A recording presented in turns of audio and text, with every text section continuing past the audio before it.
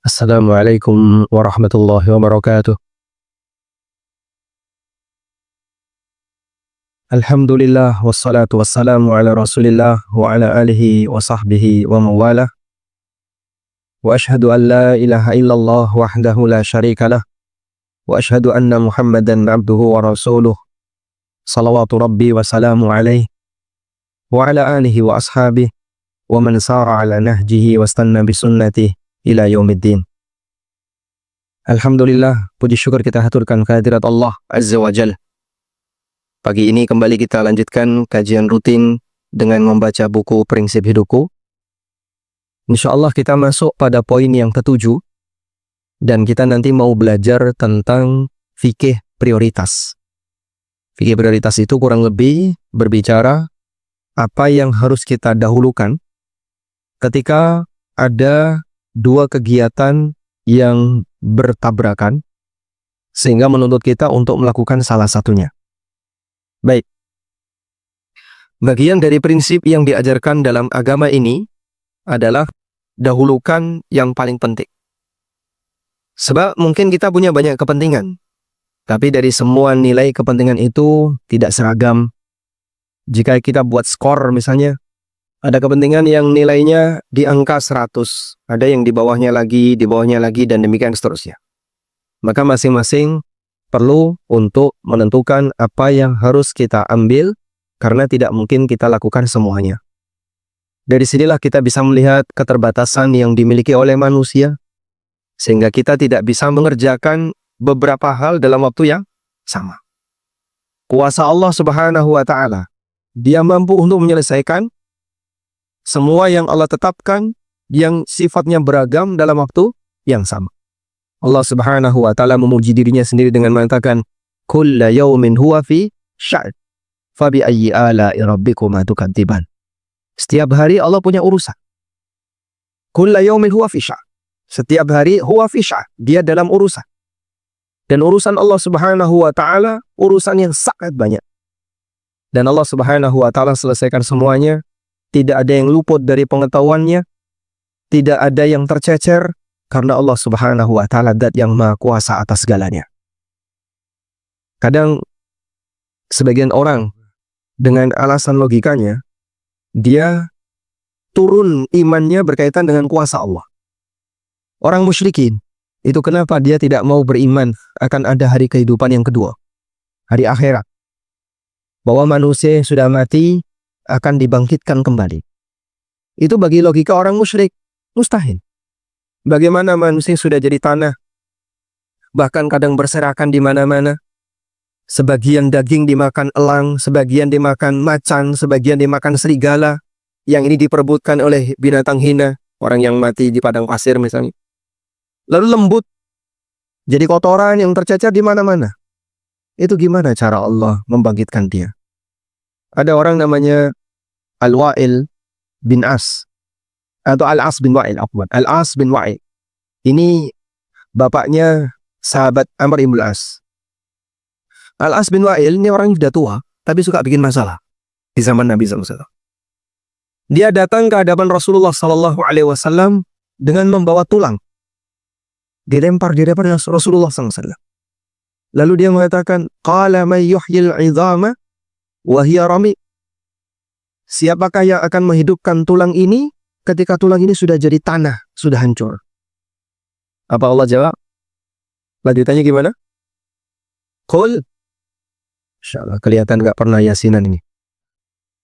Qul yuhyiha alladhi ansha'aha awwala marrah. Sampaikan bahwa yang menghidupkannya adalah zat yang pertama kali menciptakannya.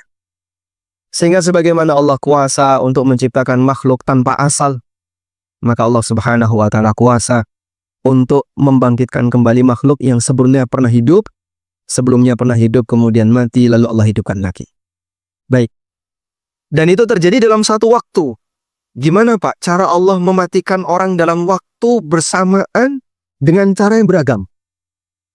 Dzalika 'ala Allahi yasir. Itu mudah bagi Allah Subhanahu wa Ta'ala. Sehingga kadang orang bayangin ya, jumlah manusia itu berapa sih Pak? Untuk sekarang 5 miliar. yang kececer ada nggak dari sensus 5 miliar itu? Mungkin banyak ya. Katanya 5 miliar katanya. Kalau kemudian kita disuruh untuk mengukur jumlah manusia dari zaman Nabi Adam sampai sekarang, nggak ada yang tahu kecuali Allah. Itu kalau dikumpulin jadi satu di padang mahsyar, terus dihisap, itu antrinya kayak apa? Yang mau hisap satu, sementara yang dihisap jumlahnya miliaran, bahkan tidak ada yang tahu jumlahnya kecuali Allah. Karena jin juga ikut dihisap. Sehingga kita juga nggak pernah tahu sensus jin di Surabaya. Ada apa? Nggak ada. Ada tokoh ya yang dia nulis sebuah buku, judulnya Mausu'ah Ashabin Nabi Sallallahu Alaihi Wasallam Minal Jin. Ensiklopedi nama sahabat Nabi SAW dari golongan jin. Masya Allah. Ini yang nulis orang sufi. Makanya diketawain sama ahli hadis. Bagaimana dia bisa mengetahui latar belakang biografi jin? Sehingga ngawur-ngawur itu loh. Ada jin namanya apa yang itu dianggap sahabat Nabi Sallallahu Alaihi Wasallam. Baik, kita tinggalkan itu. Intinya, saya mengambil sebuah pelajaran bahwa manusia punya keterbatasan. Ketika ada sebuah kesibukan satu saja, ditambah kesibukan dua, ditambah kesibukan tiga, lalu dilakukan dalam waktu yang sama, kita nggak sanggup untuk menyelesaikan. Sehingga bikin kita stres kadang. Saya harus ini, aduh pusing, saya pusing. Itulah kita. Tapi Allah Subhanahu wa Ta'ala bisa menyelesaikan semua urusan makhluknya dalam waktu yang sama, dan wadzalika 'alallahi yasir. Itu mudah bagi Allah. Nah, karena manusia dalam kondisi seperti itu penuh dengan keterbatasan, maka manusia diajarkan untuk melakukan ini. Dahulukan yang paling penting. Kita lihat di sini. Manusia memiliki banyak kegiatan. Dan semua kegiatan itu tidak satu tingkatan. Jadi kira-kira punya banyak kegiatan dengan punya sedikit kegiatan lebih bagus mana, Pak? Punya banyak kegiatan dengan punya sedikit kegiatan, Anda lebih berminat yang mana? Sedikit. Banyak. Banyak ya. Berarti makin banyak makin bagus. Makin bagus. Masya Allah.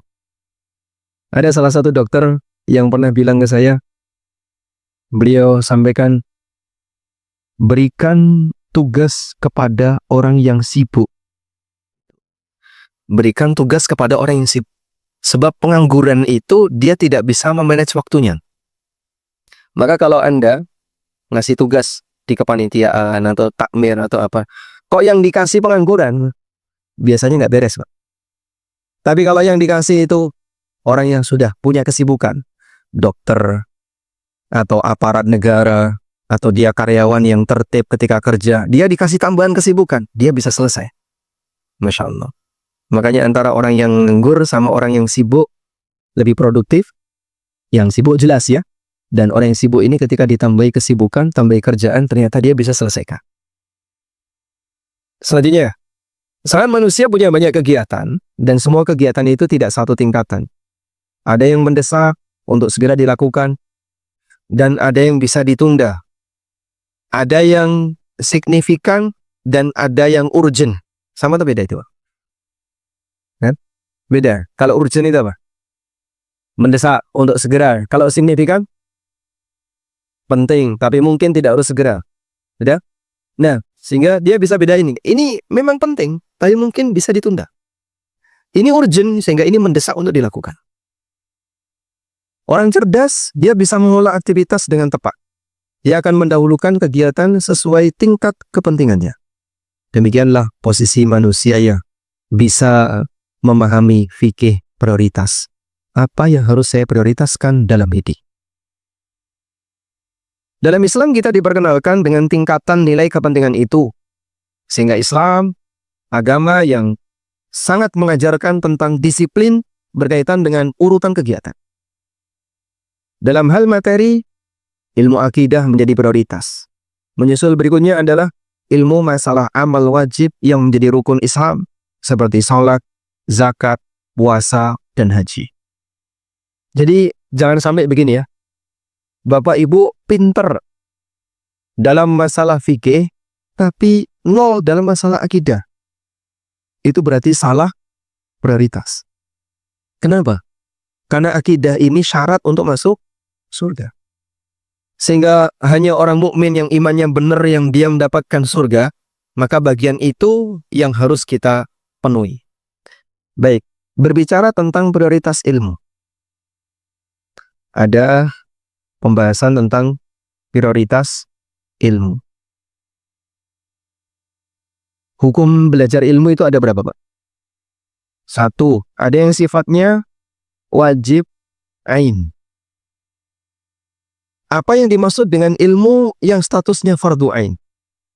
Ilmu yang wajib dipelajari oleh semua jiwa yang dia berstatus sebagai mukallaf, sebagai orang yang mendapatkan beban syariat. Yang jika dia tidak pelajari, dia berdosa. Apa saja ini, Pak? Pertama, ilmu masalah akidah. Akidah itu membahas tentang rukun iman.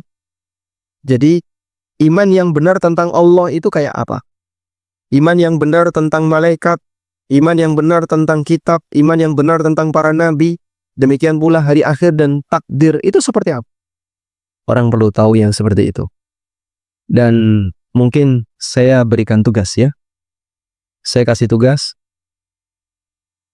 Tugasnya adalah cari buku Syarah Rukun Iman. Bisa nggak kira-kira? Syarah Rukun Iman karya Ustadz Yazid. Itu cukup tebal, 3 jilid ya. 3 jilid atau berapa? 3 jilid ya.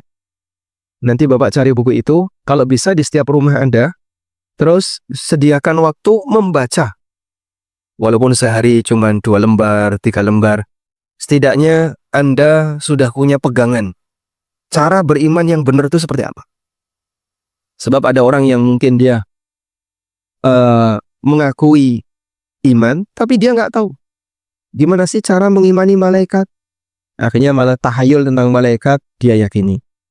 Awas lo yo, nek kue turu, kalau kamu tidur di soft pertama, itu nanti kamu ganggu malaikat yang tidur. Wah.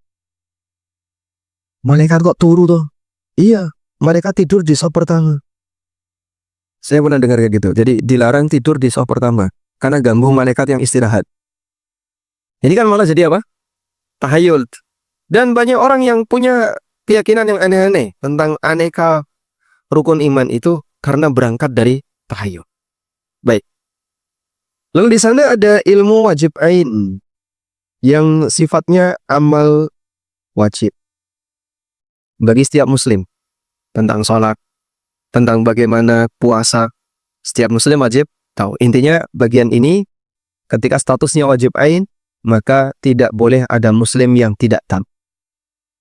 Yang kedua, ada ilmu yang hukumnya wajib kifayah. Tidak harus semuanya tahu. Tidak harus semua muslim tahu. Tapi ilmu ini tidak boleh hilang. Ilmu ini tidak boleh hilang. Sehingga karena tidak boleh hilang, maka harus ada sebagian muslim yang tahu agar dia tidak hilang. Seperti itulah yang disebut dengan ilmu fardu kifayah. Contohnya apa, Pak? Ilmu-ilmu tentang amaliyah sunnah, ilmu tentang detail praktek-praktek tertentu yang mungkin sekarang belum terjadi. Misalnya, ilmu tentang fikih perbudakan, ilmu tentang fikih jihad, ilmu tentang fikih ghanimah, ilmu tentang fikih apa lagi? Yang masyarakat mungkin belum pernah mengalami itu. Tapi bagian ini tidak boleh hilang, karena walaupun sekarang belum ada, namun ilmu ini tidak boleh ditinggalkan. Baik. Contohnya, Pak, tadi sudah kita sebutkan sebagian ya, tentang jihad. Kan sekarang masyarakat dalam kondisi aman, tidak sedang jihad. Ya, tapi fikih itu nggak boleh hilang. Harus ada orang yang menyediakan waktu untuk mempelajarinya. Tentang perbudakan, ada nggak budak? Ya, di Surabaya nggak ada. Apakah ilmu tentang ini boleh dilupakan? Tidak, tetap harus dipelajari agar tidak hilang. Maka ilmu seperti itu masuk kategori ilmu fardu kifayah. Baik. Kemudian ilmu fardu kifayah ini statusnya sunnah bagi individu. Sehingga bagi masing-masing muslim ketika mempelajari itu statusnya sunnah, tapi bagi seluruh muslim itu statusnya fardu kifayah. Karena fardu kifayah itu sifatnya kerja layanan sosial. Sehingga ini adalah ilmu agama yang menjadi tugas sosial. Tugas sosial itu maksudnya gimana, Pak? Harus ada sebagian orang yang mempelajarinya. Baik. Dan boleh saya sebut, kebutuhan umat terhadap ilmu fardu kifayah ini sangat besar, tapi yang memenuhi masih kurang. Saya ulang ya. Kebutuhan umat terhadap ilmu fardu kifayah sangat besar, namun yang memenuhi masih kurang. Kita coba bedah yang kayak gini, Pak. Fardu kifayah. Apa definisi fardu kifayah? Apa definisi fardu kifayah? Kalau yang masa sabu ya kayak berdua. Kalau ada yang melaksanakan satu, maka yang lain gugur kewajiban. Hanya satu saja. Sebagian.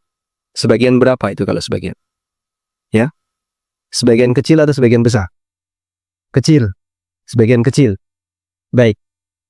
Fardu kifayah adalah kewajiban yang menjadi tugas bersama kaum muslimin jika ada sekelompok orang yang kifayah. Kifayah itu artinya mencukupi. Sudah menunaikan, maka statusnya menjadi gugur kewajibannya. Sehingga kalau yang melaksanakan kurang dari nilai cukup, kewajiban itu belum hilang. Contoh, ditemukan seorang jenazah di Gayung Sari, tapi nggak ada yang mau ngurusi.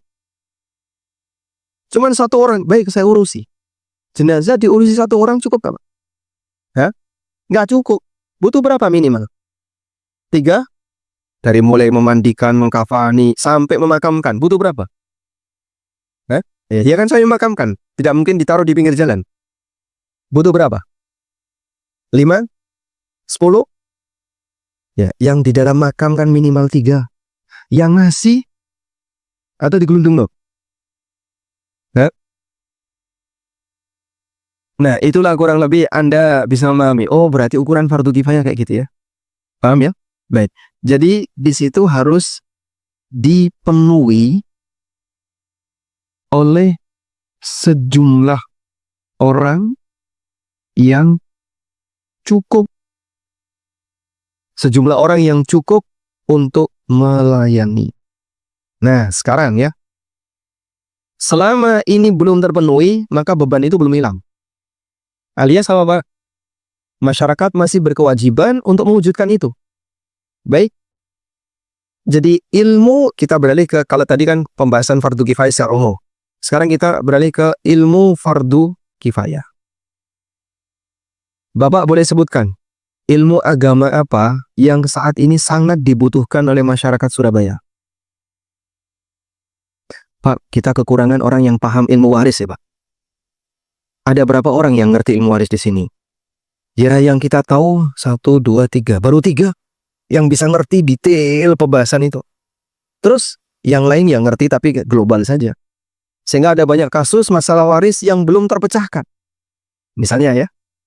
Sehingga dalam satu wilayah misalnya, Surabaya saja. Di Surabaya ini yang paham masalah muamalah ada berapa orang? Baru 4. Kebutuhannya? Ya, karena ada banyak titik, sementara kasusnya banyak, butuh 10. Berarti ketika baru 4, 6 ini masih fardu kifayah. Yang paham ilmu tentang waris, berapa orang? 3 orang. Butuh berapa? Ya kurang lebih 10 lah idealnya. Nanti dipencar ya. Mulai dari Sidoarjo sampai Surabaya paling utara. Dipencar di semua Surabaya. Sehingga bisa mencukupi kebutuhan kasus ilmu waris yang ada di lapangan. Kurang berapa? Kurang 7. Berarti masih fardu kifayah. Nah, ketika masih fardu kifayah, tugas kita bersama untuk mewujudkan. Aku tua, bukan sinau yang ini serius iso. Ya tidak urus Bapak. Bisa nggak keturunannya diproyeksikan? Saya ingin salah satu di antara anak keturunan saya nanti bisa menguasai ilmu ini agar beliau bisa menutupi kebutuhan masyarakat. Kelas berapa? Kelas 5. Insya Allah. Mau nggak jadi ahli waris. Kalau ahli waris mau ya? Ahli dalam bidang fikih ilmu waris. Mau? Mau? Serius? Ya, ini cucunya. Baik, coba diproyeksikan dia jadi senior dalam masalah warisan di Surabaya. Insya Allah. Saya tunggu 20 tahun ke depan. Jadi mungkin anak turun kita Pak ya, yang sekarang sedang di SMP, di SMA, tolong dong kamu fokus di bagian ilmu ini. Sehingga memang sudah disiapkan dari awal. Nanti kamu pelajari ini dengan baik, sebisa mungkin. Kau kumpulkan kasus-kasus di lapangan itu, dan kau pelajari fikihnya, biar nanti masyarakat bisa menjawab atau terjawab permasalahan yang mereka punya. Itulah kurang lebih ilmu fardu kifayah, dan masih banyak yang kayak gitu. Jadi kalau sekarang misalnya Bapak butuh atau ibu-ibu, saya punya banyak kasus tentang haid. Ibu-ibu banyak sekali kasus haid. Tapi mau tanya kemana Pak? Tanya Bapak ngerti. Bapak bingung boleh Ustadz sopo sih ngerti. Berarti yang paham tentang ilmu haid juga termasuk bagian dari fardu kifayah. Nah, fardu kifayah itu tujuannya untuk memenuhi kebutuhan masyarakat. Baik, selanjutnya. Ada tugas masjid. Nah, tugas masjid. Tugas melayani masjid itu apa saja Pak? Jadi imam, terus khatib, kemudian muadzin, apa lagi? Marbot. Baik. Kira-kira dari 4 tugas ini ya, satu lagi adalah manajemen dia.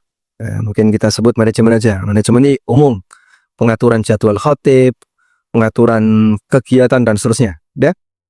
Kira-kira dari 5 ini Pak, yang paling mendesak untuk ada yang mana? Imam, muadzin, khatib, marbot, manajemen semua berarti. Urutannya yang paling mendesak. Imam, muadzin. Khatibnya kita impor dari luar. Imam impor dari luar. Terus kalau dia pulang, ya itu kosong. Jadinya sholatnya libur. Karena nggak ada yang bisa jadi imam. Loh, kenapa tidak dibuat swadaya imam? Habis tua kabeh. Apakah yang tua itu ada uzur untuk tidak belajar? Hah? Tidak ada. Mohon maaf, saya nggak mau belajar. Uzurnya udah tua gitu. Diterima nggak uzur itu? Nah, maka jangan berpikir ya, tua itu bukan uzur. Sehingga jangan pernah berpikir tua sebagai apa? Uzur. Baik. Maksudnya gimana Pak? Coba takmir-takmir yang masih peduli masjid, kumpulin orangnya berapa? Di sini ada 10 orang yang biasanya ngitung kotak infak itu. Itu semuanya remaja tahun 70-an. Remaja tahun 60-an. Lah kok tua kabeh? Terus nggak ada yang bisa baca Fatihah dengan benar. Ya sudah, bisa nggak urunan 7 orang ini, urunan ya, misalnya masing-masing 1 juta, kumpul uang 7 juta. Baik, mohon Bapak salah satu kita sekolahkan. Sehingga yang tua-tua ini salah satunya dipondokkan. Dah, sampean mondok, biayanya dari kami, swadaya takmir. Untuk memenuhi kebutuhan masjid kita yang belum punya imam lokal. Sehingga fardu kifayahnya diwujudkan dari mereka sendiri. Ketika orang luar nggak bisa didatangkan, kita datangin imam dari luar Pak. Begitu dia pulang kampung, kosong. Khatib, kita semuanya impor dari luar. Nggak ada badal. Begitu khatibnya beralangan, bingung. Golek khatib pengganti. Kalau muadzin, alhamdulillah masih ada. Walaupun ketika adzan lagu Jawa, Pak. Yang penting sah ya. Insya Allah kalau ini lebih ringan. Cuman untuk imam sama khatib, kadang masih banyak masjid yang kekurangan. Karena yang masyarakat lokal nggak ada. Nah, berarti perlu ada tugas swadaya khatib, di mana para takmir tadi menyekolahkan sebagian anggota takmir untuk belajar, agar dia bisa pulang dalam rangka untuk memenuhi kebutuhan masjid. Kira-kira program kayak gini cocok nggak? Ya, bisa insya Allah ya. Kalau Anda bicara Surabaya, mungkin turah-turah, sisa-sisa, berlebih. Tapi kalau di kampung-kampung, di pelosok, kasus seperti ini banyak. Saya pernah mampir di sebuah masjid yang baca Fatihah itu Pak Kaum. Jadi yang imam, Pak Kaum. Bacaan Fatihahnya, Masya Allah, amburadul. Pokoknya mengharuskan saya untuk pulang sholat. Tapi itu yang terbaik. Di antara jamaahnya, lebih gak karuan daripada beliau. Lah terus gimana itu Pak? Lah yang kayak gini, kalau dibiarkan saja, kasihan. Dan ada banyak sekali ya, masjid yang putus generasi Pak. Sehingga yang sholat ya, dari 20 tahun yang lalu sampai sekarang sama wajahnya itu. Padahal udah 20 tahun ya. Ya usia 30-an nggak ada, usia 40-an nggak ada, adanya 50-an ke atas. Berarti kurang lebih 20 tahun ke depan masjid ini kehilangan jamak. Karena penerus ya, nggak ada. Dan itu hampir di Sulawesi. Terutama masjid-masjid yang teman-teman pemudanya nggak hadir. Makanya masjid di Indonesia itu masjid ramah lansia. Masjid yang teko tua kabeh. Saya setuju. Al-Hikmah juga kayak gitu. Insya Allah tidak. Sehingga tolong ya pemuda-pemudanya, terutama masjid-masjid kampung, yang masjid-masjid daerah itu termasuk di antara yang perlu dikasih perhatian pemudanya, karena mereka ngilang. Di Jogja juga banyak kayak gitu. Ini kok tua kabeh, sing hitung infak tua kabeh. Kita takmir sing nom ndak ada, sing gulung yang gelar karpet Pak, wis putih kabeh. Yang noto soft, yang noto mimbar, Masya Allah Pak, sing kerja kok yang kayak gini. Jadi kita yang waktu jadi pembicara di situ rate garep melu gotong-gotong tidak. Lanjut sekarang ya. Nah itu mungkin bisa jadi prioritas ya, dibandingkan hanya sebatas ngumpulin kota infak, tapi ternyata pemanfaatnya kurang. Sekarang kita lihat ini. Saat Nabi SAW mengutus Mu'adz ke Yaman, beliau berpesan, sungguh kamu akan mendatangi orang ahli kitab. Maka hendaknya yang pertama kau harus sampaikan kepada mereka adalah syahadat la ilaha illallah. Jika mereka mematuhi apa yang kamu dakwahkan, maka sampaikan kepada mereka bahwa Allah mewajibkan sholat 5 waktu dalam sehari semalam. Jika mereka telah mematuhi apa yang telah kamu sampaikan, maka berikan tugas bahwa Allah mewajibkan kepada mereka zakat. Hadis riwayat Bukhari Muslim. Sehingga Nabi SAW sebutkan urutan. Kamu ketika ngajar di sana, di Yaman, pertama kau sampaikan prinsip akidah. Luruskan mereka tentang masalah tauhid. Yang kedua, kau sampaikan kepada mereka tentang kewajiban paling asasi sebagai seorang muslim, salat. Yang ketiga, kau sampaikan tentang kewajiban harta, yaitu zakat. Dan berikutnya, makanya kalau Bapak Ibu ya melihat peta rukun Islam. Rukun Islam ini mencakup amal akidah. Itulah tauhid. La ilaha illallah Muhammad Rasulullah. Kemudian yang kedua adalah amal anggota badan. Atau amal lahiriah. Nah, amal lahiriah ini ada 4 macam. 1, amal fisik saja yang disebut dengan ibadah badaniyah. Yang kedua, amal harta saja yang disebut dengan ibadah maliyah. Yang ketiga, amal gabungan fisik dan harta. Itulah haji. Yang keempat, amal yang sifatnya menahan. Al-imsak. Amal yang sifatnya menahan. Sehingga sebenarnya tidak ada amal khusus. Itulah puasa. Jadi yang pertama adalah sholat. Yang kedua zakat. Amal gabungan fisik dan harta itu haji. Amal yang sifatnya menahan itu puasa. Inilah rukun Islam. Sehingga kenapa 5 ini yang terpilih sebagai rukun Islam? Karena dia mewakili semua amal. Amal yang bentuknya fisik saja itulah sholat. Amal yang bentuknya nggak ada gerakan apapun dan bacaan apapun, cuman diem saja. Puasa. Pokoknya kamu tahan saja. Puasa. Makanya dalam puasa nggak? Coba Bapak sebutkan doa yang menjadi rukun puasa. Bacaan apa yang jadi rukun puasa? Ada? Nggak ada. Sebutkan gerakan yang jadi rukun puasa. Saat puasa kamu harus bergerak apa? Ada? Nggak ada. Sehingga puasa itu amalan tanpa bacaan, tanpa gerakan. Jadi apa Pak? Ya cuma diam saja. Makanya disebut amalan al-imsak, menahan diri untuk tidak melakukan pembacaan. Baik. Selanjutnya, dalam Islam kita diperkenalkan tentang tingkat hukum dalam beramal. Ada yang wajib, sunnah, ada yang mubah, makruh, haram. Dan setiap muslim harus mengenalnya agar bisa mengukur nilai prioritas dalam beramal. Sehingga para ulama memberikan beberapa kaidah dalam masalah fikih prioritas. Berikut ini adalah kaidahnya.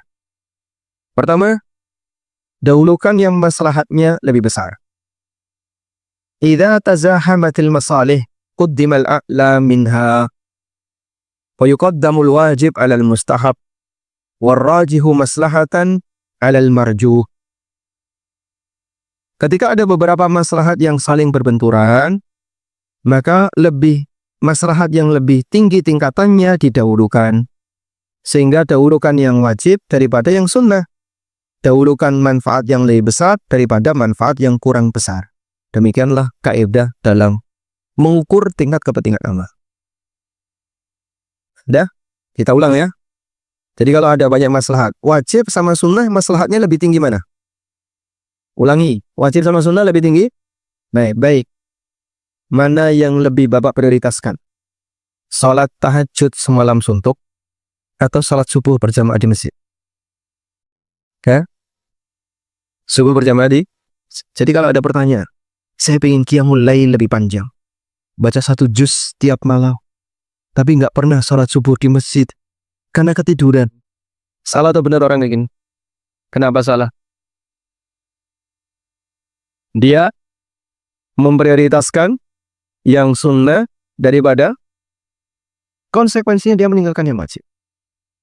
Jamaah haji tamattu sampai di kota Mekah tanggal 1 Dzulhijjah. Wukufnya kan masih 9 hari lagi, masih panjang. Akhirnya dia tinggal di hotel transit. Ngapain Pak? Umrah bolak balik. Ambil miqat, umrah, ambil miqat, umrah, ambil miqat. Saat haji pilek. Kecapeannya. Loh Pak, iya saya gregesi, aku lara kabeh. Aku tak izin ya, rasa melu wukuf. Lah pripun Pak? Nggih, saya di hotel transit saja serasa wukuf. Ora apa-apa toh? Kok ora apa-apa piman? Haji kalau nggak wukuf gimana Pak? Ya ora haji tadi ya. Karena intinya apa? Lah terus, makanya tadi Pak, seperti inilah orang yang tidak ngerti prioritas. Sehingga kalau kemarin Bapak istirahat, lebih tenang di sini, santai, sehingga tidak morak-marik kayak tadi ke Mikot. Memang gampang Pak, Bapak tinggal ke Mikot, modalnya cuma taksi. Kalau pas haji agak mahal dikit lah, 30 real, jadi 50 real. Ambil tanem, balik. Ya memang murah. Cuman masalahnya, ini yang sunnah, Bapak nanti mau mengerjakan yang wajib. Akhirnya kecapean bagian ini, yang wajib malah ditelantarkan. Lebih parah lagi, dolan yang Taif. Lihat di Taif, wah, main ke Taif lagi berkali-kali. Akhirnya dia ketika haji kecapean. Nah, ini orang yang tidak tahu prioritas. Baik, pertanyaan. Pertanyaan ya. Ada jamaah telat ketika Jumatan, begitu masuk masjid, khatib, atau begitu masuk masjid, adzan dikumandangkan. Ya? Pertanyaannya, mendengarkan adzan sambil berdiri, jawab adzan sampai selesai, baru sholat tahiyatul masjid, atau sholat tahiyatul masjid di tengah adzan dikumandangkan? Yang mana? Berdiri. Pertama, berdiri mendengarkan adzan sampai adzan selesai, baru sholat tahiyatul masjid. Ini pertama. Yang kedua, sholat ketika adzan dikumandangkan. Pilih satu atau dua? Satu. Angkat tangan yang jawab satu. 1. Sendirian, Pak? Masya Allah. 2. Masa. 3. Yang dijawab 2. Jumhur. Kenapa mendengarkan adzan dulu? Ya. Ya? Hanya Pak. Enggak, tadi kan ada yang milih jawaban berdiri mendengarkan adzan dulu. Kenapa? Karena ketika adzan dikumandangkan kita harus dengerin, Pak. Sehingga jangan sholat, kita dengerin dulu sampai selesai. Baik, tapi kan konsekuensinya saat Anda dengerin adzan dulu, setelah adzan selesai baru sholat tahiyatul masjid, berarti saat sholat khutbah dimulai. Sehingga dia sholat di saat khutbah disampaikan. Ya? Maka dalam hal ini ada 2 benturan. Mendengarkan khutbah atau mendengarkan adzan yang lebih diprioritaskan? Khutbah atau adzan? Khutbah. Kenapa khutbah? Wajib. Kalau dengerin adzan? Sudah. Masya. Hah? Tidak prioritas. Lihat, kita bicara kalau prioritasan alasannya ini lebih wajib daripada ini, atau ini lebih kuat sunnahnya daripada ini. Karena mendengarkan aja. Wajib tidak terjawab. Mendengarkan adzan wajib dijawab. Kalau mendengarkan khutbah tidak dijawab. Wajib. Wajib didengar. Iya. Asal ya. Syarat sahnya salat Jumat dengerin khutbah. Berarti yang telat ketika qomat datang itu batal Jumatannya. Baik. Bukan syarat sah Jumatan harus ikut khutbah. Bukan syarat sah ya. Syarat sah Jumatan ketika dia ikut sholat berjamaah bersama imam. Jadi kalau ada makmum telat, imam pas tasyahud akhir, dia langsung Allahu Akbar, duduk tasyahud akhir. Sudah? Ini sholat duhur atau Jumatan? Nah, nanti kan dia harus nambahi 4 atau nambahi 2.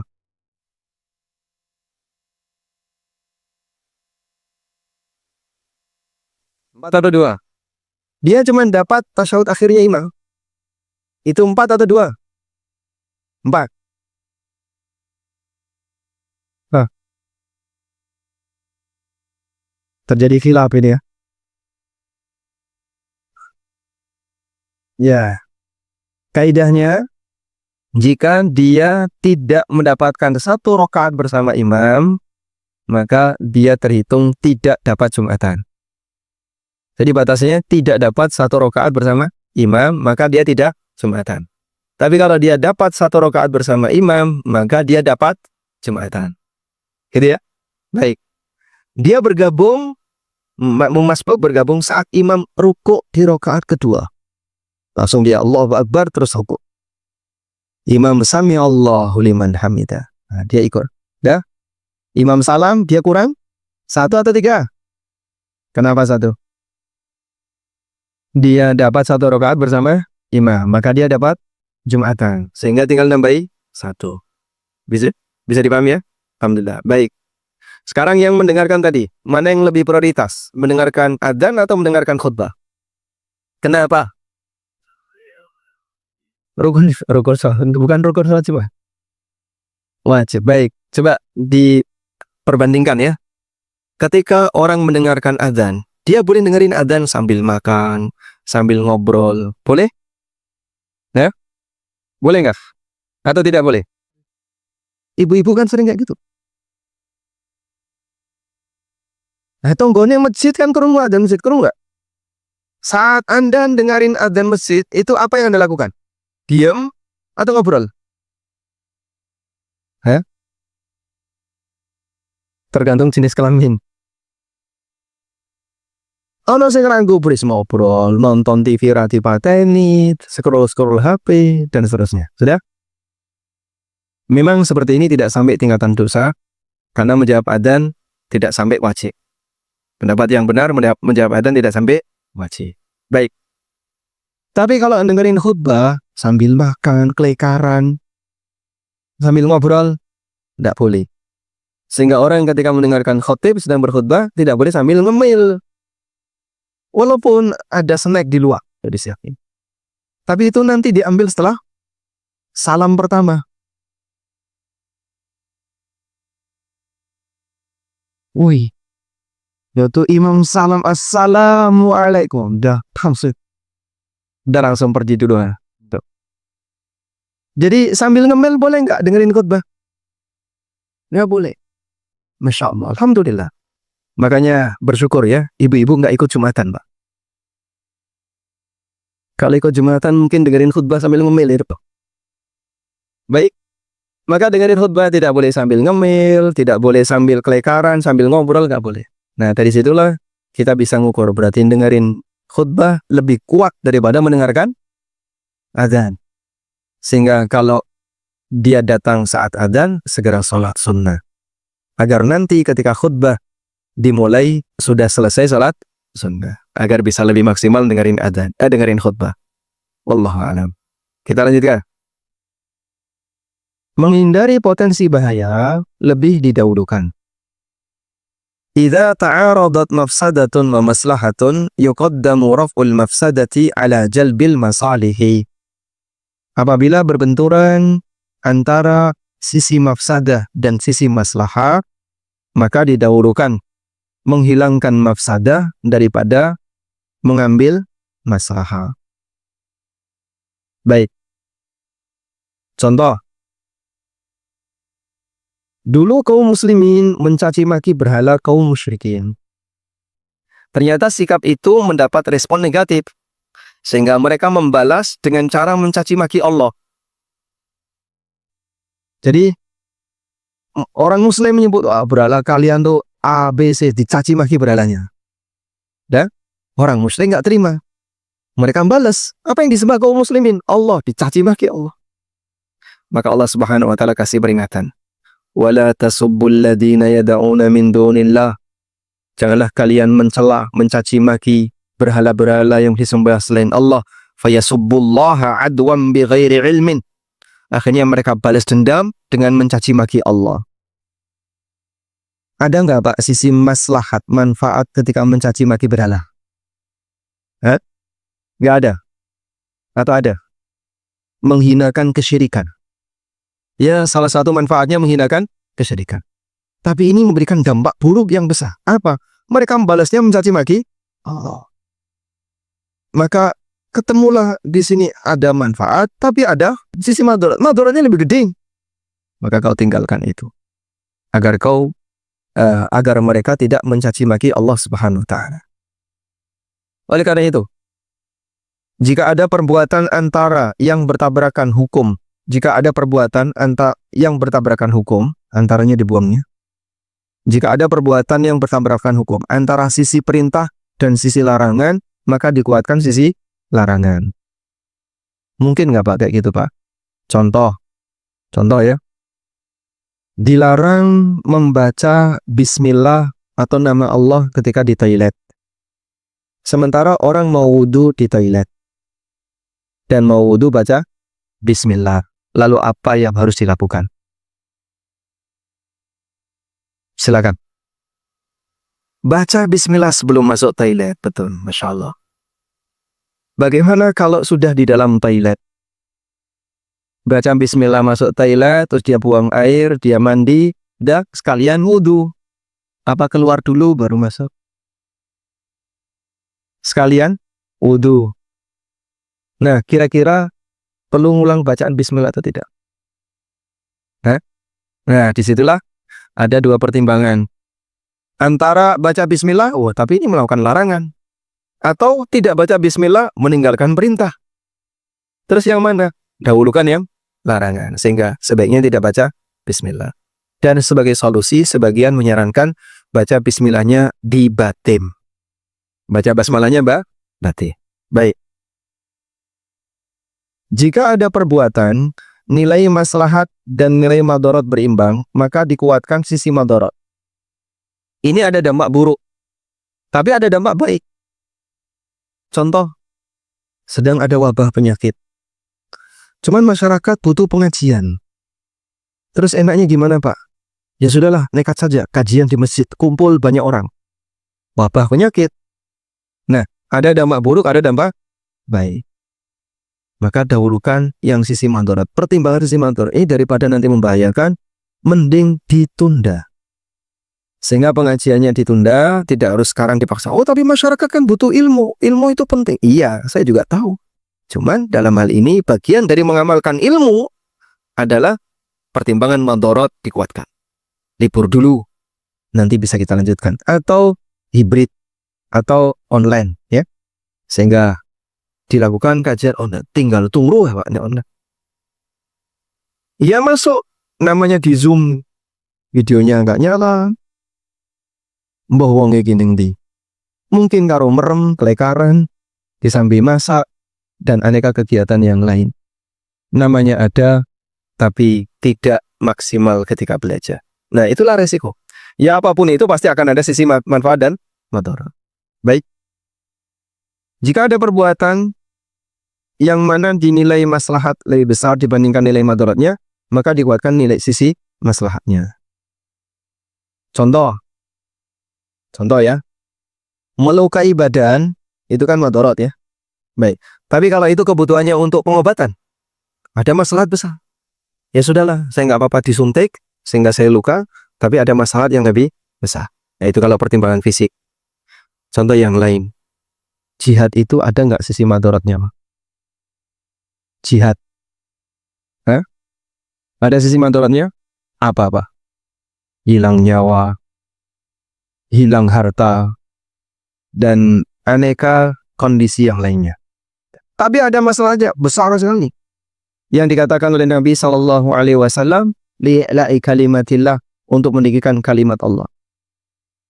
Wa dzurwatu sanamihil jihad, dan puncaknya Islam itu jihad. Maksudnya adalah Islam akan kelihatan di permukaan. Ada sisi maslahat, di saat yang sama ada sisi madharat, tapi sisi maslahatnya lebih besar. Karena sisi maslahatnya lebih besar, maka tetap dilakukan. Baik, saya mau tanya, kajian seperti ini ada madharatnya enggak? Ada madharatnya enggak? Ya? AC masjid jadi nyala, listriknya bertambah tagihannya. Ya? Terus apa lagi? Parkir mungkin ganggu warga. Terus apa lagi? Konsumsi, harus ada pengeluaran, dan seterusnya. Baik, tapi sih masalahnya ada banyak. Ketika masalahnya lebih besar, maka madharatnya lebih kecil, sehingga tetap dilakukan. Sudah? Kalau sonhorok Pak, antara masalah dan madharat gede mana Pak? Madharatnya besar, maslahatnya gak ada. Masalahnya cuma menguntungkan yang punya, yang lain dapat madharat. Masya Allah. Nah, saya juga nggak tahu kenapa masih dibelani yang kayak gini. Sehingga yang sudah jelas ini ganggu masyarakat. Ya kalau pakai sound system ya sound system saya perlunya. Hanya di Indonesia kita bebas ganggu ruang dengar orang lain. Itu kalau di negara yang lain habis. Udah sound horeg di Eropa itu. Oh, iya, penjara, kriminal. Atau sound horeg di Amerika, kriminal. Saya ada teman jamaah haji, beliau pernah kuliah di Amerika, cerita, kamu melakukan kegiatan apapun di dalam rumahmu, mau kumpul kebu, kumpul sapi, bebas. Tapi kalau menimbulkan suara bising, lalu ada yang lapor, cicido. Itu dia cerita, ada mahasiswa Korea di mana, di apartemen, besok itu mau wisuda, kelulusan. Mereka pesta malam harinya sebelum besoknya wisuda. Akhirnya tetangganya nggak terima karena bising, lapor, koneksinya putus. Kita lanjutkan berikutnya. Dahulukan yang waktunya terbatas daripada ibadah yang waktunya longgar. Baik, coba lihat di buku Pak. Yang punya buku silakan dibaca. Halaman 38. Saat adzan berkumandang, si A sedang membaca Al-Quran. Apa yang harus dilakukan oleh si A? Berhenti. Terus?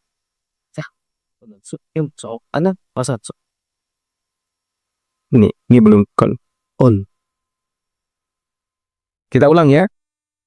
Saat adzan berkumandang, Anda sedang membaca Al-Quran. Apa yang harus dilakukan?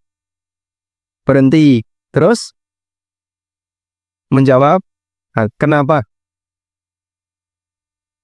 Ya, kenapa?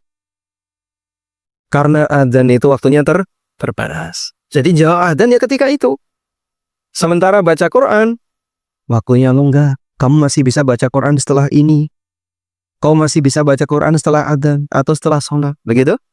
Nah, itulah orang yang paham fikih prioritas. Sudah? Lanjut ya. Saat Anda sedang kajian, telepon berdering. Masya. Apa yang harus dilakukan?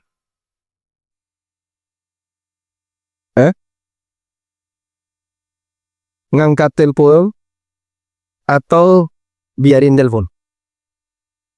Dimatikan. Dimatikan berarti diangkat. Dimatikan. Baik, tergantung siapa yang nelpon nih. Kalau yang nelpon orang tuanya, misalnya, oh bapak telepon, nah, pas Anda sedang kajian. Ya, kalau mode silent itu penting di setiap waktu. Ya, HP saya itu nggak pernah bunyi kecuali alarm. Karena saya takut nanti kalau saya lupa pas khutbah, saya lupa pasnya. Jadi orang tuh komplain, kamu setiap saya telepon kok nggak pernah. Ya, HP saya itu dari HP dulu sampai sekarang nggak pernah bunyi dan nggak pernah getar. Adanya cuman kalau pas telepon ada saya lihat, nah itu saya angkat. Kalau nggak saya lihat ya sudah. Qadarullah wa ma syaa fa'ala. Jadi kalau ada yang urgent itu ya WA dulu mungkin bisa. Baik, lanjut ya. Ini putus koneksinya. Kalau itu panggilan mendesak dari orang tua, dari suami misalnya, sebaiknya apa? Diangkat. Dalam rangka mendahulukan ya prioritas.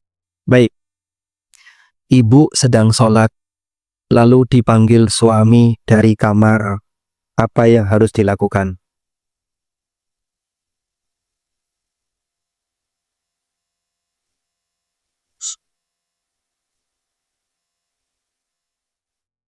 Tergantung sholat apa. Kalau sholat sunnah, gimana? Batalkah? Terus ngajak suaminya sholat.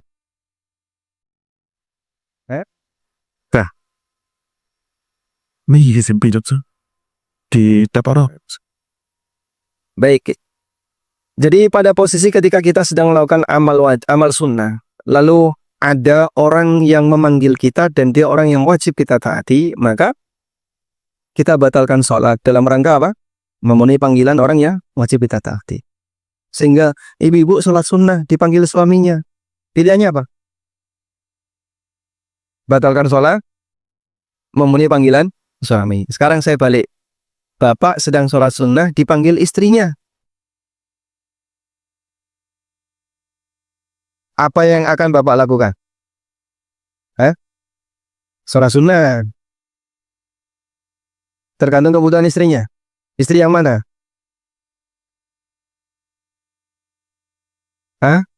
Kenapa? Karena panggilan istri tidak wajib. Tergantung kebutuhan.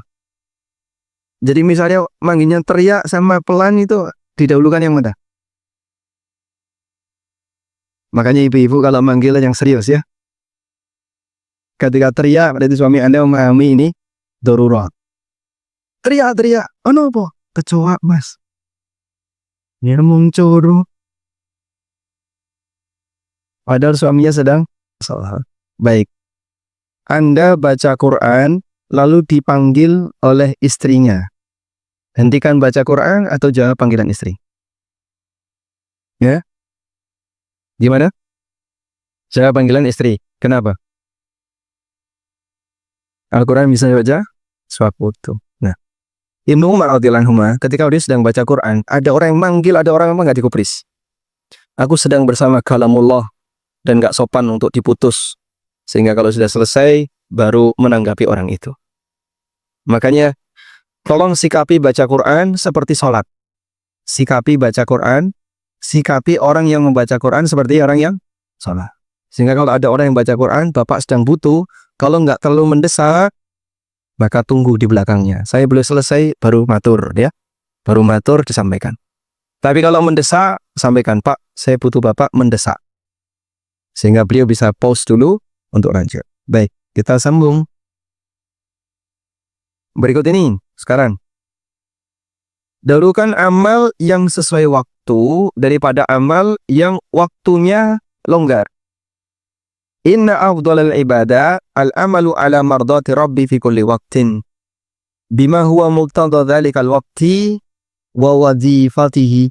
Para ulama mengatakan ibadah yang paling afdal adalah amal untuk menggapai ridha Allah di setiap waktunya sesuai dengan momennya. Jadi misalnya antara adzan dan iqamah itu momen apa? Momen doa. Sehingga antara adzan dan iqamah manfaatkan doa. Karena itulah momennya. Paham ya? Baik. Antara asar hari Jumat sampai maghrib, waktu apa itu? Zikir dan doa. Maka manfaatkan itu untuk zikir dan doa. Syekh bin Baz rahimahullah ketika beliau sedang nunggu salat, nunggu iqamah, ada orang mendekat lalu bertanya, saya punya masalah, saya mau tanya. Beliau bilang, ini waktunya doa, bukan waktunya konsultasi. Ya, terus beliau berdoa, sehingga yang lain diminta untuk doa. Nah, kurang lebih seperti itulah. Apa yang menjadi momennya itu, maka ibadah sesuai momen itulah yang terbaik. Selanjutnya, ketika Idul Adha, mana yang lebih baik? Kurban atau sedekah senilai hewan? Kenapa? Karena itu momennya. Paham ya? Dan Anda bisa terapkan ini dalam setiap keadaan. Ibadah yang sesuai momen didahulukan daripada yang tidak sesuai momen. Contoh, saat orang di tanah suci Mekah, mana yang lebih baik? Memperbanyak sholat atau memperbanyak tawaf?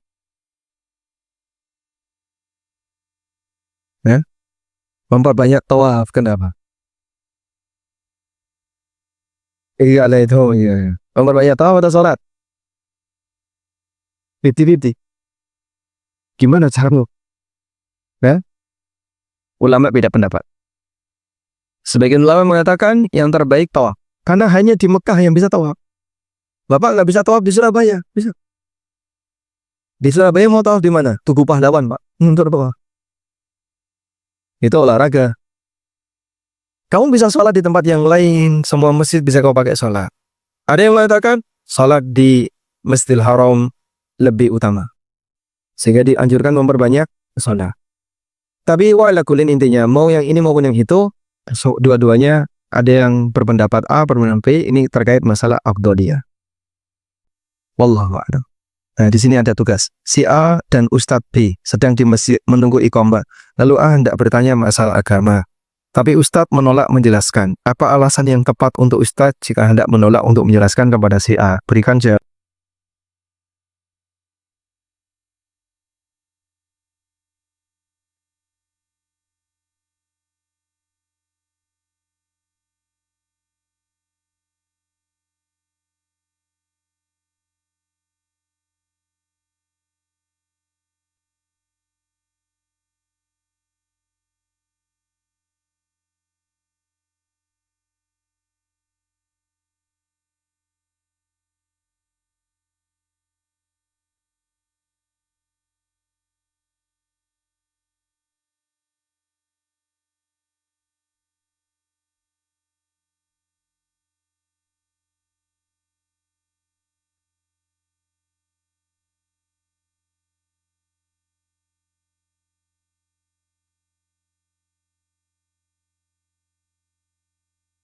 Dan ada seseorang mendahulukan belajar masalah fikih, namun belum maksimal dalam belajar akidah, apakah termasuk tidak memprioritaskan akidah?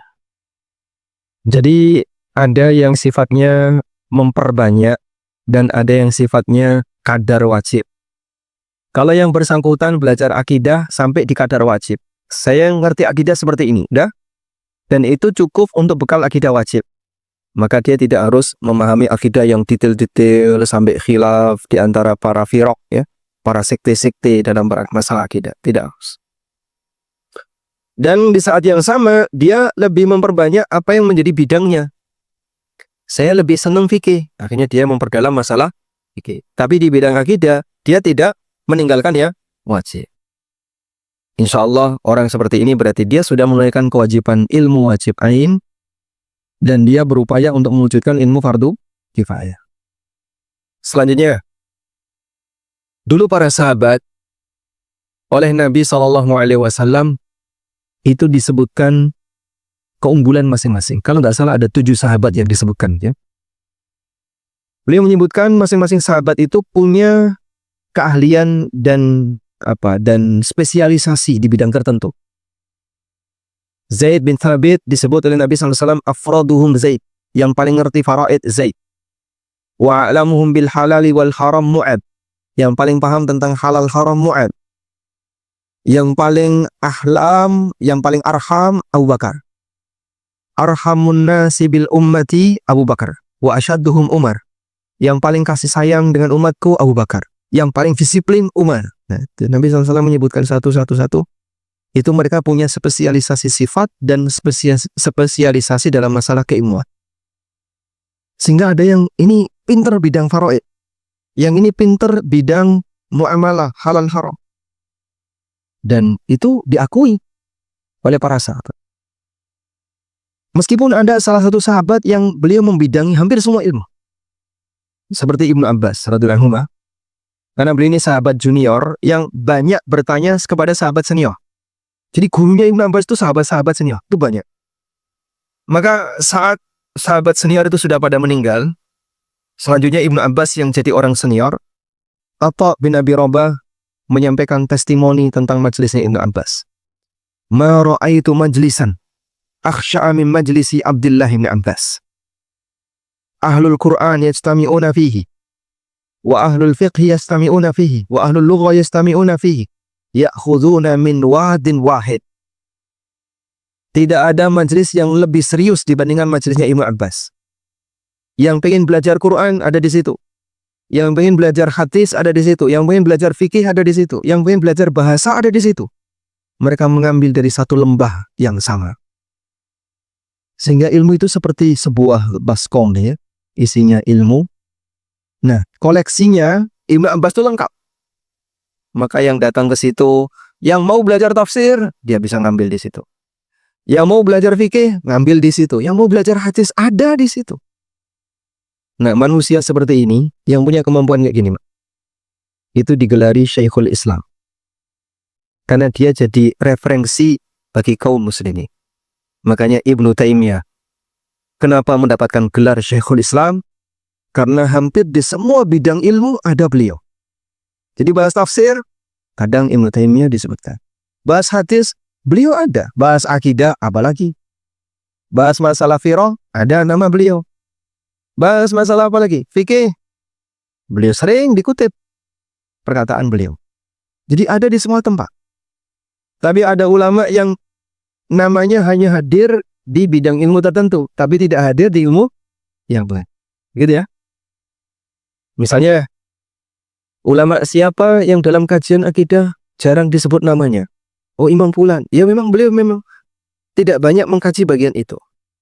Bukan berarti beliau meninggalkan ilmu akidah. Beliau punya ilmu akidah, tapi beliau lebih fokus di bidang ilmu yang lain. Paham insyaallah? Nah, dari sinilah kalau ada sebagian Ustadz ini kok bahasnya cuman fikih muamalah saja. Bahasan akidah nggak pernah. Misalnya ya, sudahlah nggak usah curiga. Dan nggak usah memberikan komentar miring. Ini apaan? Cuman bahas fikih muamalah. Lah kamu bahas apa? Enggak. Ya, kayak mending beliau masih bahas muamalah. Kamu nggak pernah bahas apa aku. Nah. Pertanyaan berikutnya Ustaz. Bismillah. Apabila mana data sholat Jumat, ketika khotib sudah mulai berkhutbah, apakah sholat sunat Tahiyatul masjid atau langsung duduk pada khutbah? Nah, ya. Sholat tahiyatul masjid. Dan ini, jadi kalau orang datang Jumatan, telat, khotib sedang berkhutbah, maka yang dilakukan duduk mendengarkan atau sholat tahiyatul masjid. Jawabannya, tahiyatul masjid. Loh kok bisa Pak? Karena ada dalilnya. Nabi SAW ketika sedang berkhutbah, tiba-tiba datang seorang sahabat namanya Sulaik Al-Ghatfani. Sahabat Sulaik Al-Ghaffani itu langsung duduk. Ditanya oleh Nabi SAW, "As-salai, kamu sudah salat?" "Belum." "Salli rak'atain wal yatajawwaz fihima." Silakan salat 2 rakaat tapi jangan lama-lama. Sehingga tetap salat tahiyatul masjid. Wallahu a'lam. Berikutnya, Ana masih agak kurang pemahaman ilmu tajwid. Tapi ketika Ana merasa misalnya banyak bacaan Al-Fatihah mempromate masjid perumahan, apa yang harus Ana dahulukan? Apa yang harus Anda dahulukan? Apa yang harus Anda lakukan ketika menjumpai kesalahan bacaan Al-Fatihah? Kalau bacaannya itu salahnya parah, yang disebut dengan lahnun jali. Lahnun jali itu kesalahan baca yang sampai mengubah makna. Maka Anda harus sampaikan ke takmir, ini imamnya dalam kondisi emergensi, ini bahaya, harus segera diganti. Loh, tapi beliau ketua takmir. Iya. Walaupun ketua takmir, sholat itu kaitannya dengan keabsahan belakangnya.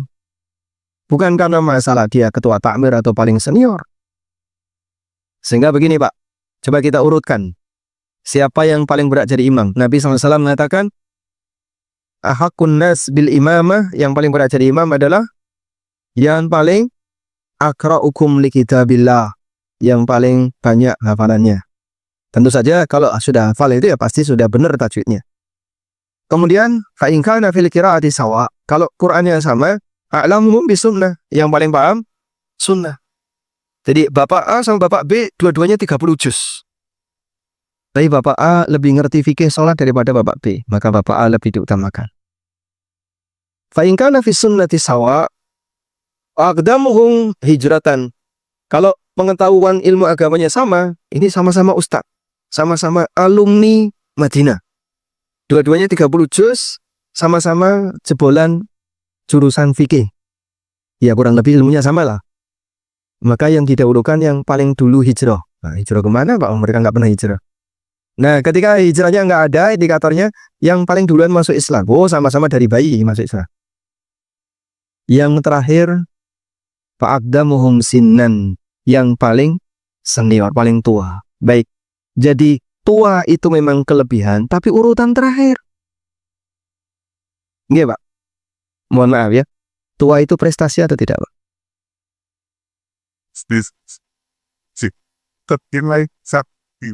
Oh ya, belum tentu yang lainnya masih hidup. Yang lainnya bisa nyawa. Ya, memang umur nggak sama. Pertanyaannya, tua itu prestasi atau tidak? Bukan. Bukan. Kenapa bukan prestasi?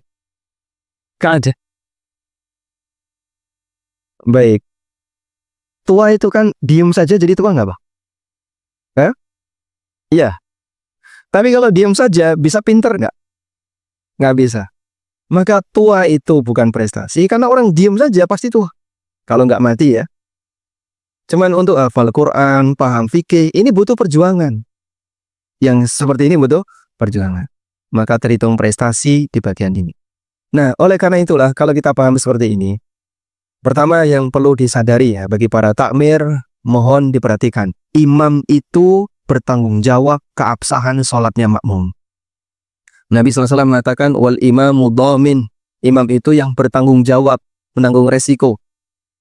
Makanya yang jadi imam nggak boleh asal-asalan. Yang penting tua. Ya, masalahnya dia sholatnya benar nggak? Jangan yang penting tua. Kemudian yang kedua, pastikan bahwasanya imam Fatihahnya benar. Sehingga kalau Fatihahnya nggak benar, ya jangan terlalu menonjolkan diri. Pokoknya harus aku yang jadi imam. Pak, kasihan makmumnya, Mak. Bapak mengorbankan keabsahan sholat makmum. Kalau seperti ini caranya karena bacaannya nggak benar ketika baca Fatihah. Cuman ego bagi sebagian orang. Dulu di perusahaan dia direktur. Di kampung, di lingkungan dia kepala RW. Punya status sosial, punya jabatan dan sebagainya. Begitu pensiun udah tua, sudah nggak punya jabatan di perusahaan, jadi RT nggak diterima, sudah nggak dipilih lagi karena sudah lanjut usia. Yang jadi sasaran masjid. Tinggal masjid ini yang bisa diperjuangkan untuk mempertahankan, karena dia sudah post power syndrome, mulai kehilangan jabatan di lingkungan, nggak dipakai, di perusahaan sudah nggak ada jabatan, apalagi dia misalnya aparat. Wah, dulu dia aparat kelas ini. Dia pengen selalu ditaati orang, ketika ketemu dia nunduk, nggih Pak, diprioritaskan. Sekarang sudah nggak ada seperti itu. Orang kayak gini barangkali kadang memaksakan diri, akhirnya masjid yang jadi sasaran. Harus aku yang jadi ketua takmir. Padahal ya seharusnya dia sadar usia, bukan waktunya lagi Bapak untuk memperebutkan bagian ini. Anda sudah perlu untuk fokus ibadah yang sifatnya pribadi, bukan ngurusi kegiatan yang butuh banyak bersinggungan dengan masyarakat. Wallahu a'lam. Bismillah. Assalamualaikum warahmatullahi wabarakatuh. Waalaikumsalam warahmatullahi wabarakatuh. Ustaz, bagaimana cara penerapan hadis? Janganlah kalian memulai salam kepada Yahudi dan Nasrani. Apabila kalian bertemu dengan salah satu dari mereka di jalan, maka desaklah ia ke jalan yang sempit. Hadis riwayat Muslim. Apakah hadis tadi di atas bisa diterapkan di kehidupan bermasyarakat, di mana ada orang Nasrani menjadi tetangga kita? Jason Mobile. Ya. Baik, pertama kita perlu menerima dulu. Jadi kalau Bapak membaca satu hadis Nabi SAW, penting satu hal ya, ini sabda manusia yang paling aku cintai. Buktikan dengan pengagungan Anda kepada sabda beliau. Sehingga begini Pak, kalau Bapak diajak bicara orang tua, tapi melengos, dolanan, wes gak fokus, adang main HP, kira-kira orang tua marah nggak? Sekarang saya balik, Bapak sebagai orang tua ngajak bicara anaknya, serius, tapi anaknya dolanan HP, melengos, gak serius. Kira-kira Anda sebagai orang tua gimana? Jengkel. Iki dijak omong kok, digatek nih. Diajak bicara tapi tidak diperhatikan. Sudah? Maka abdi dalam di keraton, saat ada sabdo ngarso dalem. Sabdo ngarso dalem itu titahnya dalam bentuk surat yang dibawa oleh sekretaris abdi dalam, kemudian dibacakan kepada seluruh anggota abdi dalam. Abdi dalam itu pasukan yang ada di keraton. Ngarso dalem itu artinya Kanjeng Sultan. Namanya Ngarso dalem. Maka semua abdi dalam itu tunduk melutut menghormati pembacaan sabdo ngarso dalem. Itu manusia dengan manusia. Dan yang ngomong itu bukan sultan, tapi yang ngomong orang lain membacakan suratnya sultan. Kira-kira bisa nggak kita bersikap lebih dari itu saat mendengar sabda Nabi SAW? Harusnya bisa. Apalagi ketika firman Allah dibacakan. Maka kalau ada acara hajatan, pembacaan wahyu ilahi, lalu qori membacakan firman Allah, maka tolong Bapak, apapun aktivitasnya hentikan, dengerin dengan seksama. Kenapa? Menghormati firman Allah. Ini yang dibacakan firman Allah. Menghormati sabda Nabi SAW. Ini yang dibacakan sabda Rasulullah SAW. Maka saya tunduk menghormat, dengerin. Atau bin Abi Rabah, ketika beliau berusia sudah lanjut, ada anak remaja mungkin SMP Pak, datang kepada beliau, wahai imam, saya mau membacakan sebuah hadis kepada Anda. Langsung beliau diam, silahkan. Dibacakan setelah sebuah hadis. Sampai selesai, kemudian remaja ini pergi. Lalu Atha mengatakan, qad sami'tu hadzal hadis qabla ayyulad. Aku sudah pernah mendengarkan hadis ini sebelum dia dilahirkan. Tapi beliau seolah-olah baru pertama kali mendengar. Tujuannya apa? Penghormatan kepada sabda Nabi SAW. Maka hal pertama, saat kita mendengarkan sabda Nabi SAW, ini adalah sabda dari manusia yang paling kau cintai, Rasulullah SAW, yang seharusnya kau hormati. Baik. Selanjutnya, setelah itu baru kita bicara tafsir. Kalau sudah selesai menerima, saya menghormati ini sabda Nabi SAW dan apa yang beliau sampaikan tidak akan pernah salah. Berikutnya Pak, bagaimana kita memahami hadis ini dalam konteks di zaman sekarang yang mungkin ini akan berbeda kondisinya barangkali seperti yang ada di zaman Nabi Sallallahu Alaihi Wasallam. Intinya, memuliakan orang lain itu ada latar belakangnya. Kalimatnya seperti itu dia. Kenapa kau muliakan orang lain? Karena dia agamanya baik, karena dia bertakwa. Silahkan.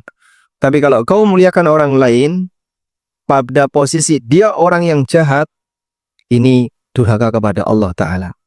Makanya, misalnya, memuliakan penjahat. Silahkan, monggo. Ini orang mulia. Padahal dia penjahat. Boleh? Tidak boleh. Terus gimana Pak? Ya nggak usah dimuliakan, sikapi biasa saja.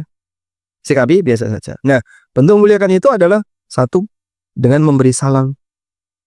Maka kita tidak memulai memberi salam. Sehingga saat ketemu, kita tidak menyampaikan uluk salah. Kalau dia menyapa Pak, kita jawab.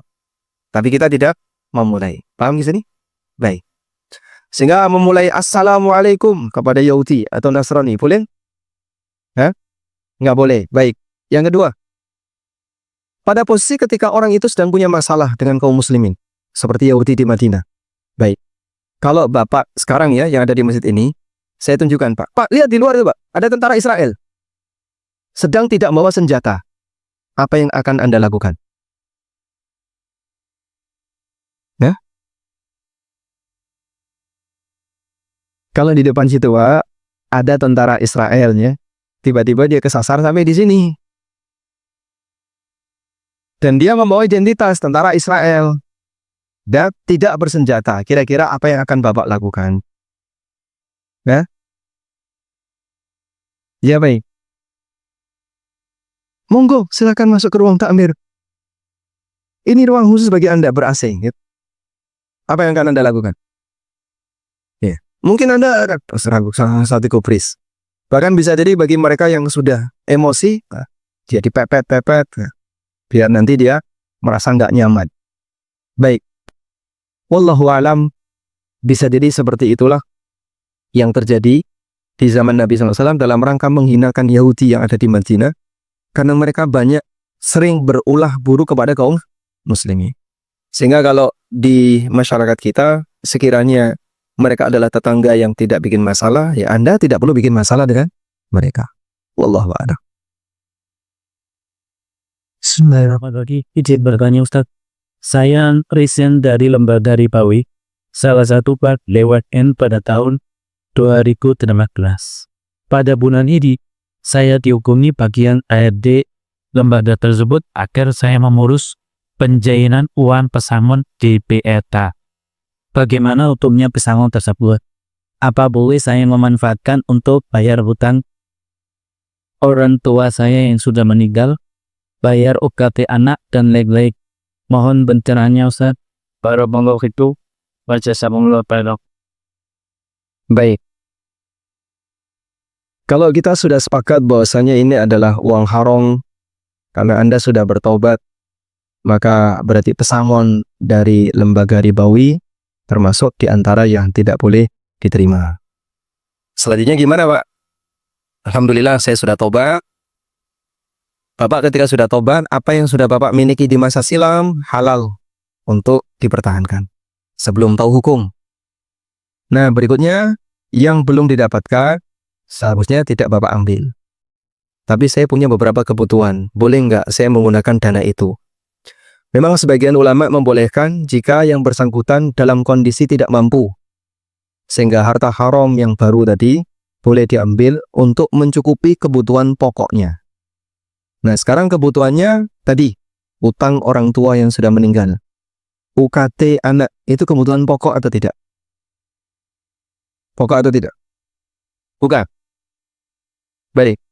Orang tuanya punya warisan enggak? Kalau punya, selesaikan dengan warisan. Jadi kalau ada yang tanya seperti ini, apakah anak itu berkewajiban melunasi utang orang tuanya? Saya berani jawab, aslinya anak tidak menyelesaikan utang orang tua. Kok bisa Pak? Orang tuanya meninggalkan harta Pak. Dia punya utang ketika meninggal, tapi dia orang tua ini punya harta. Berarti penyelesaiannya gimana? Pakai harta yang ditinggalkan. Itu bukan harta anak, tapi harta mayit. Itulah yang dipakai untuk nutupi utang orang tua, utang mayit. Begitu? Sehingga sebenarnya anak itu tidak melunasi utang orang tua. Kasus anak melunasi orang tua itu jarang. Adanya anak cuma ngecak nih ya. Ngecak nih itu bahasa Indonesianya Mas. Mengalokasikan. Mengalokasikan ini warisan orang tua saya.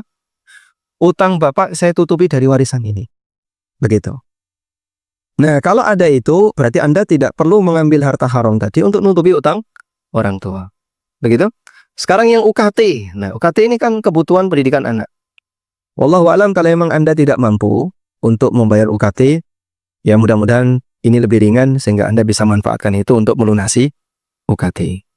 Baik. Walhamdulillahirabbil alamin. Demikian, semoga apa yang kita bahas ini bermanfaat dan semoga Allah Ta'ala memberikan kita kekuatan untuk selalu istiqomah dalam belajar dan mengamalkan ilmu yang kita pelajari. Wassallallahu ala nabiyyina Muhammadin wa ala alihi wa sahbihi wa sallam wa akhiru da'wana alhamdulillahi rabbil alamin.